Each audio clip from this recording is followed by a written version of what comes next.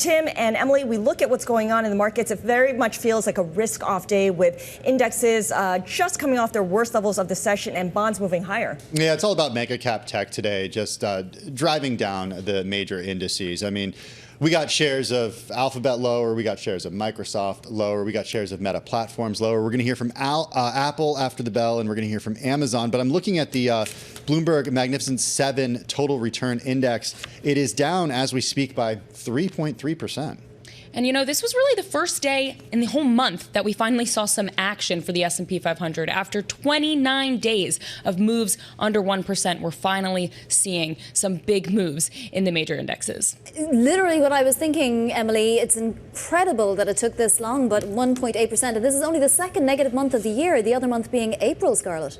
Yeah, it's pretty incredible, but a lot of this may be just be positioning ahead of the election. I mean, you know, there's pre-election like tactical moves, and then there's like, let's wait and hold our breath, hurry up and wait until we get the actual outcome. And then it's, you know, the conventional wisdom right now is that that will like unleash everyone's animal spirits, and perhaps people go back in feeling a little more confident that there's some certainty rather than an actual position on what happens. Wins, though? Regardless of of who wins, that's what I keep hearing. So I don't understand why everybody's waiting. One of them is going to win. Because you still never know. All right, here we go. We've got the closing bells ringing at the New York Stock Exchange and at the NASDAQ, and you're looking at some steep losses here, certainly for equities. We have the S&P 500 losing 1.9%, a loss of 108 points. The Dow Industrials losing 380 points. The NASDAQ down by 2.8%. Disappointing reception to Meta and to Microsoft's results as we await Intel and Amazon. And the Russell 2000 also a laggard here, down by 1.6%. We did see more stocks move lower than higher in the S&P 500. They're still getting settled, but as of now, 133 stocks in the S&P 500, 134 moved higher, 368 moving lower today. Yeah, let me point out, if you look into the various sectors, you'll see that they are pretty much all red, led by information technology, as you've been pointing out, Scarlett, Tim, and Emily. Obviously, the Mag 7 down and the stocks down big as well. We are seeing some green for energy, but that's just in the last few minutes on an Axios report that Iran may be planning an attack on Israel via its proxies. Okay, while we wait earnings, I'm going to... We just got everything. They all came out at once. All right. This happened to me yesterday, too. I know, Sorry, I know. Ahead. They knew you were talking. Let's start with Intel. Actually, you know what? Let's start with... Okay, let's start with Intel. Let's see. Third quarter revenue of $13.28 billion.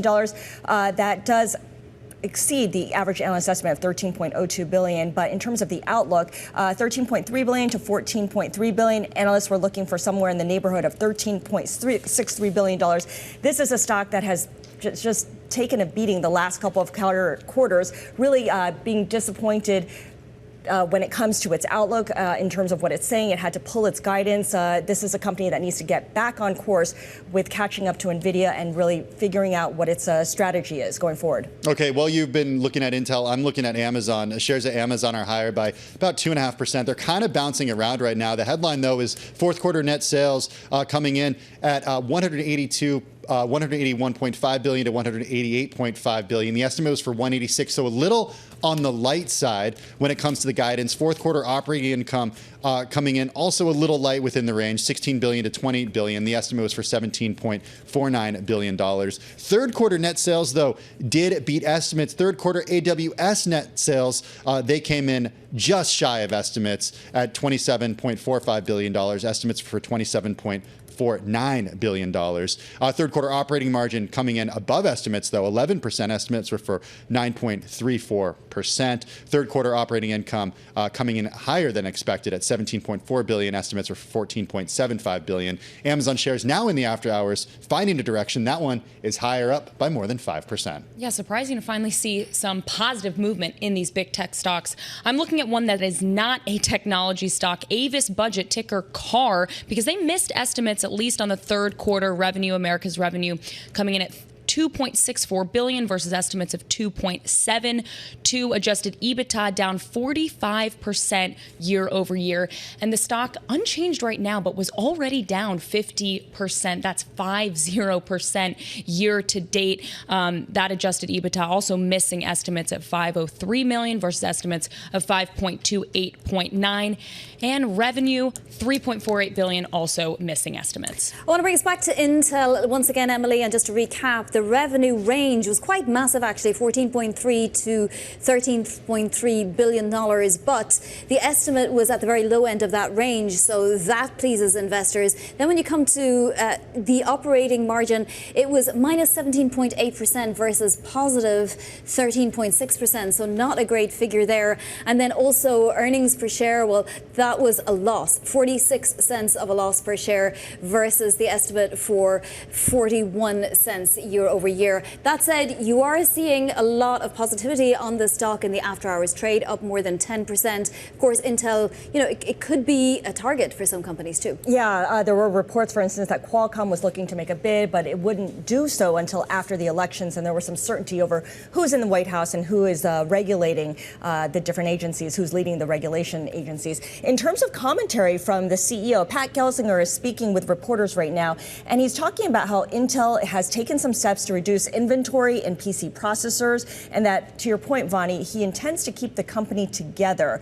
He says that a distinct but better together is the strategy right now. I'm not sure what that means in terms of, that sounds like corporate speak, but I'm sure there's more detail behind that. But the idea being that Intel does not want to be acquired by a bigger company, and it does want to go it alone and move forward with its plan to kind of get back on track and perhaps outsource some of its chip making capabilities. Shares of Intel higher by 10%, solidly in the green right now. I do want to remind everyone that there's a special edition of Bloomberg Technology tonight at 6 p.m. Wall Street time. Ed's going to be speaking with Intel CEO Pat Gelsinger right here on Bloomberg TV, Bloomberg Radio, and on YouTube. I do want to go back to what Amazon is doing. It's solidly in the green as well after hours, up 5.3%. The company reported net sales for the third quarter that beat the average analyst estimates, sees net sales for the fourth quarter coming in at $181.5 billion to $188.5 billion. The estimate was for $186.36 billion.